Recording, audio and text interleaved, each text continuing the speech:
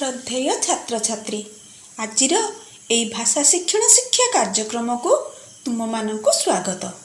पिला माने कहिलो देखी आमे कहा उपरे बसवास करूछे?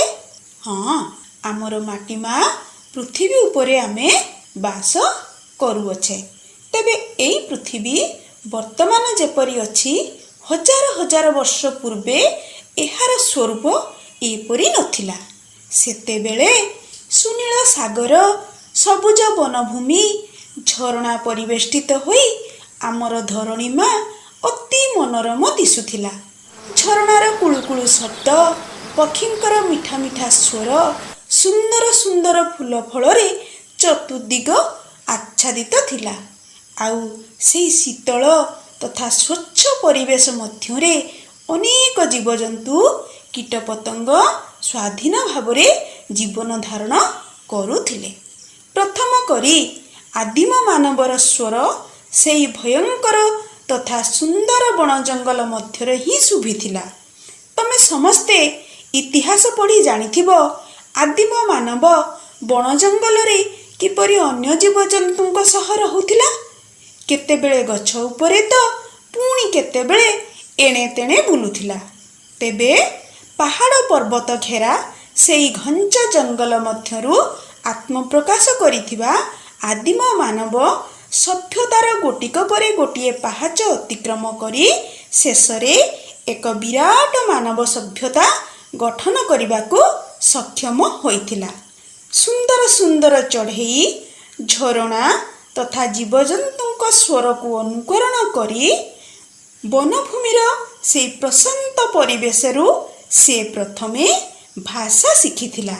इहा थिला वनर भाषा बा वनर बाणी। मानव जातिर एई सुंदर घटनाटी को आधार करी लेखक गोपबंधु दास तुम साहित्य बहिर प्रथम गल्प वनबाणी लेखिछंती।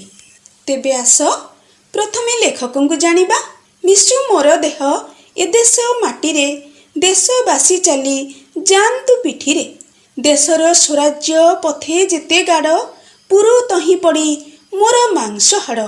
जेउ महापुरुष एई भली दरद भरा कविता लिखि पारंती, खाली लेखंतिनी, निज कर्ममय जीवनर मूलमंत्र करिथांती, से आउ केही नुहंती। महान भाषाविद, देशप्रेमी, दीन दरिद्रर बंधु उत्कलमणि गोपबंधु दास। जन्म 1877 मसीहा अक्टोबर मास 9 तारिख रे पुरी जिल्लार साखीगोपाल निकटस्थ सुआंड ग्राम रे। पितांक नाम दैतारी दास, माता थिले स्वर्णमयी देवी। तांक पत्नींक नाम थिला मोती देवी। रूपदेईपुर भर्नाकुलारू शिक्षा ग्रहण कार्य आरंभ करी शेषरे रेभेन्सा महाविद्यालयरू बीए ओ परे कलिकतारू वकिलाती पास करी किछि दिन शिक्षकता ओ परे राजनीति रे जोग देइथिले गोपबंधु दास।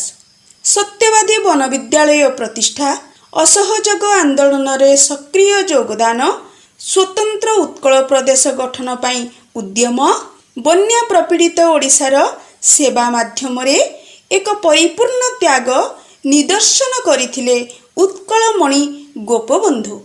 तांकर अम्लान कृति गुड़िक मध्यरु अवकाश चिंता, बंदीर आत्मकथा, कारा कविता, धर्मपद, गो महात्म्य एवं नचिकेता उपाख्यान अन्यतम।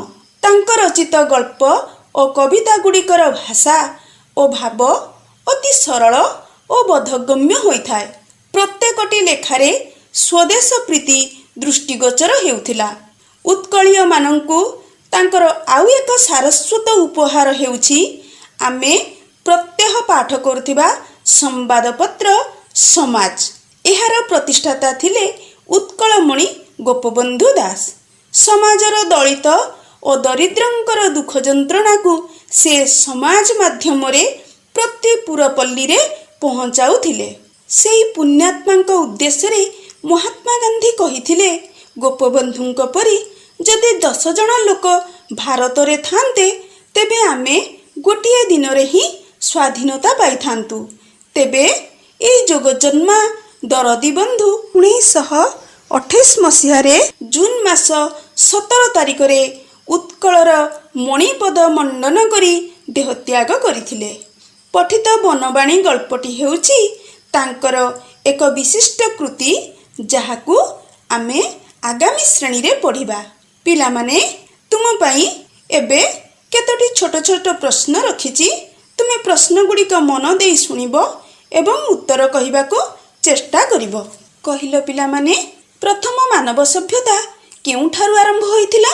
ପ୍ରଥମ ମାନବ ସଭ୍ୟତା ବଣ ଜଙ୍ଗଲରୁ ଆରମ୍ଭ ହୋଇଥିଲା, ନୁହେଁ କି? ତେବେ କହିଲ, ବନବାଣୀ ପ୍ରସଙ୍ଗଟିର ଲେଖକଙ୍କ ନାମ କ'ଣ? ହଁ, ବନବାଣୀ ପ୍ରସଙ୍ଗଟିର ଲେଖକ ହେଉଛନ୍ତି ଗୋପବନ୍ଧୁ ଦାସ। ତେବେ ସେ କେଉଁଠାରେ ଜନ୍ମଗ୍ରହଣ କରିଥିଲେ? ସେ 1877 ମସିହାରେ ପୁରୀ ଜିଲ୍ଲାର ସାକ୍ଷୀଗୋପାଳ ନିକଟସ୍ଥ ସୁଆଣ୍ଡୋ ଗ୍ରାମରେ ଜନ୍ମଗ୍ରହଣ କରିଥିଲେ। ଆଚ୍ଛା କହିଲ, କେଉଁ ବନ ବିଦ୍ୟାଳୟ ଗୋପବନ୍ଧୁ ପ୍ରତିଷ୍ଠା କରିଥିଲେ? ଗୋପବନ୍ଧୁ ସତ୍ୟବାଦୀ ବନ ବିଦ୍ୟାଳୟ ପ୍ରତିଷ୍ଠା କରିଥିଲେ। ବନ୍ଦୀର ଆତ୍ମକଥା କବିତାଟି କିଏ ରଚନା କରିଥିଲେ? ଠିକ୍ କହିଛ, ବନ୍ଦୀର ଆତ୍ମକଥା କବିତାଟି ଗୋପବନ୍ଧୁ ଦାସ ରଚନା କରିଥିଲେ। ଆଚ୍ଛା, ସେ କେଉଁ ସମ୍ବାଦପତ୍ରର ପ୍ରତିଷ୍ଠାତା ଅଟନ୍ତି?